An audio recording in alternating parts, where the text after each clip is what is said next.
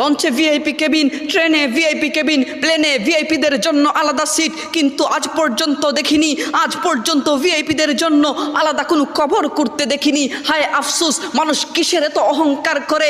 মানুষ শুনে রাখো, যখন মালাকুল মউত এসে তোমার সামনে হাজির হয়ে যাবে, তখন তোমার আর কোনো উপায় থাকবে না। তখন সকল মানুষকে একটা জায়গায় যেতে হবে। সেই জায়গার নাম কি জানোনি ভাই? সেই জায়গার নাম হলো কবর।